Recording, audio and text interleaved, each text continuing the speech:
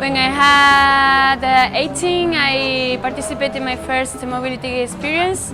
It was a bilateral youth exchange. I'm the coordinator of a partnership program that is running between the Council of Europe and the European Commission in the field of youth. I work in a youth center, and one of the programs of youth center is to support mobility of young people with fewer opportunities.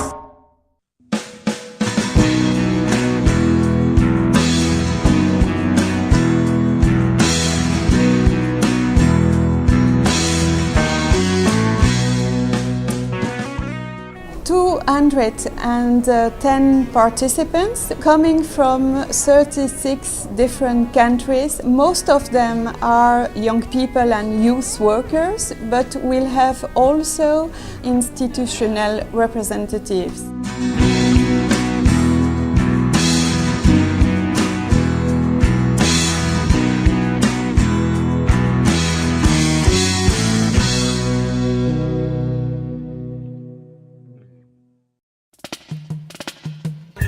This seminar asked this question, very important: are mobility projects a luxury for young people with fewer opportunities? And it is organized by the French-speaking community of Belgium in the framework of the EU-Belgium presidency, the field of youth. The concept of this seminar is to explore the subject of mobility, not only in the meaning of a geographical possibility to move concretely, but also in the meaning of cultural mobility, social mobility. And also to break down some of the barriers, economic, disadvantaged and political borders that exist around mobility. And if we can break down these barriers and raise some awareness, this will be really, really good. And also to get the policy and decision makers having an experience and to listen, an opportunity to listen to young people. You are tasked to take 2 photographs of young people or youth workers you don't know. You have to find these young people or youth workers and also discuss what they have been doing today and also share with them what you have been doing today. The approach will be creative, dynamic, lots of sharing, people getting to know perspectives from different countries and from different areas and different regions.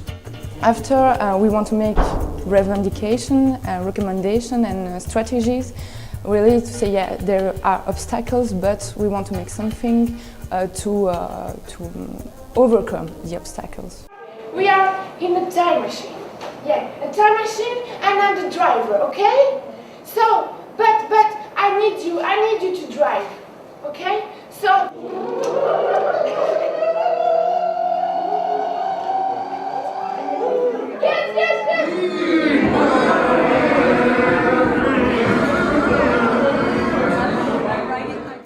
We really believe that non-formal education approach can be really useful, not only for the youth worker and the young people, but also for the institutional, in order to reduce a bit that gap between who is deciding which kind of policy need to be developed and who that policies will develop and will be actor of that policy.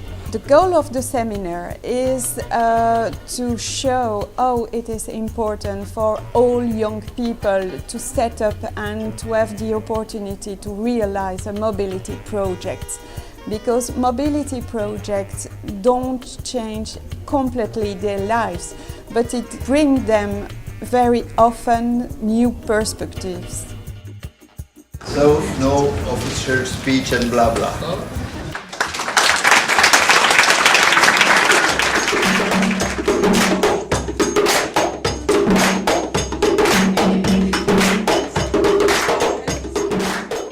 It was my first experience in mobility, and it was when I was 15.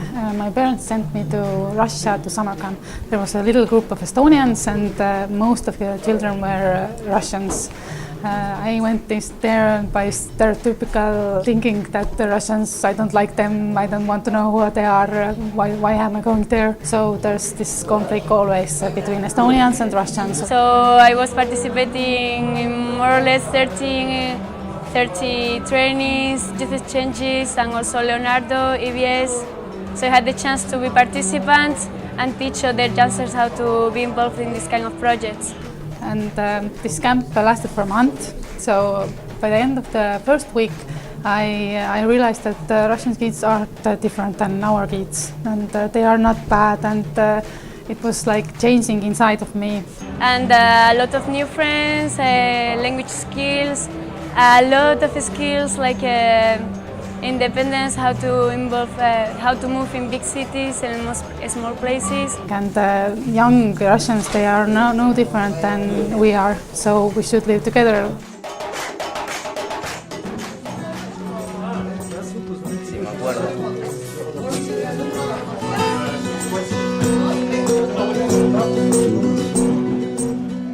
We can do this to make a painting, a picture, something to show what it means mobility for us, to be free, to move, to come to have the freedom to choose.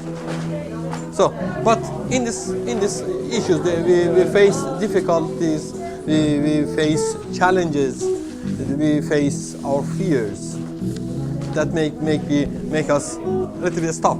For Chinese people, it's really a luxury thing because you have a lot of barriers there to block you inside your country. Even in the country, you cannot really go one city to another city easily. We used to work inside. We're just stuck in our homes, and that doesn't help us to develop our countries. So I believe that mobility is something that you could learn, from which you could learn and then develop yourself, learn a lot.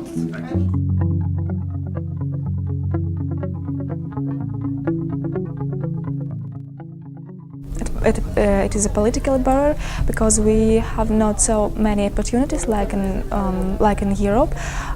We have problems with visa, for example. Biggest barrier from one side is definitely economical aspect that doesn't depend on the young people and the support of the community. Because when you live in a country and your community is saying that it's not okay to go in another part of the country, then also besides of this economical, you have this also this big social problem because there are prejudices and stereotypes. Mobility programs are useful for young people, but then the problem is whether employers recognize that mobility, that it is important for the work that they will be doing.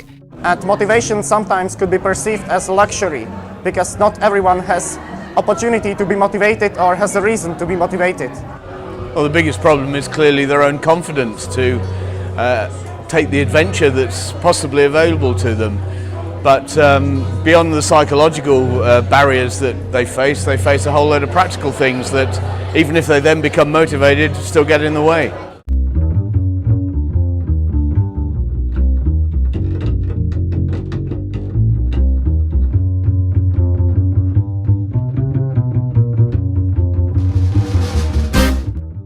Well, the most important thing is that young people get the support they need when they need it.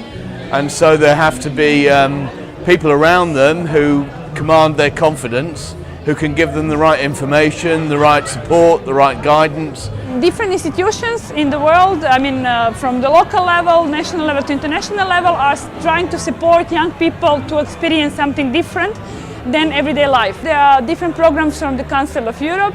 United Nations has different programs. I would say one now, maybe with a quite big impact in the local community, is the program of the European Commission called Youth in Action. Employment is of course a very important priority for young people, but it can't be the only priority. And it's important to have very specified strategy for young people to improve their inclusion in society.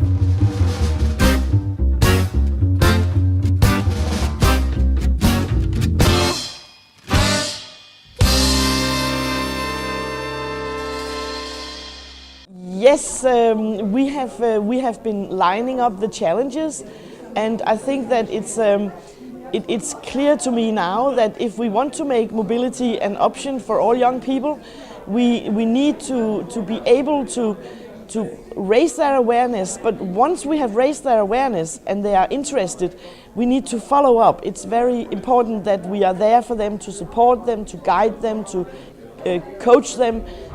I'm always thinking that we need more multipliers, a nice team of multipliers, really trained by the national agencies that are really going to teach it to the youngsters and other youth workers that don't know this kind of projects.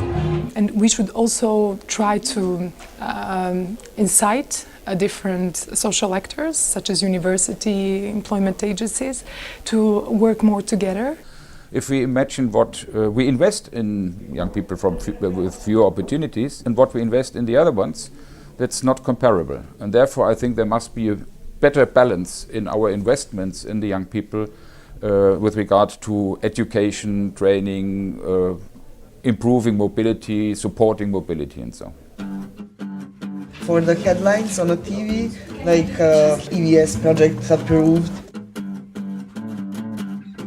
Now are the time to reflect how to make the video, and it's a brainstorming. It comes according to, as you say, our position in our community.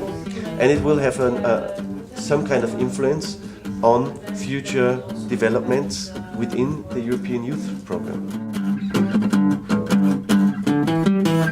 The economic crisis continues to hit hard.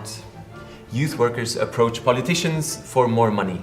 You have to change some things. Giving money, training, finances so your dreams can come true. Don't be afraid by me, just convince me.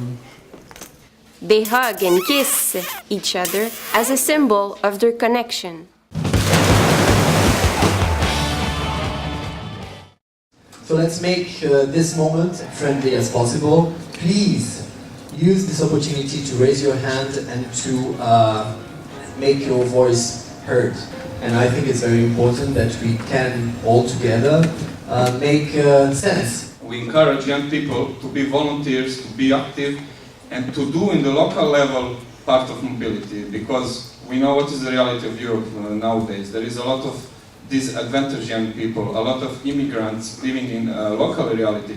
So there is a huge job to be done to integrate these people. Because I think that youth leaders and youth workers are the most important thing, and the support for them is really small. Without your support, without all these things we can't, because we don't have any tools to this. We do sometimes appreciate the participation, spontaneity of the youth projects, but at the same time we put many conditions on how it should be done, so that we can somehow be safe. And I think this letting go and leaving room for young people to develop, to start, to do it, is very important.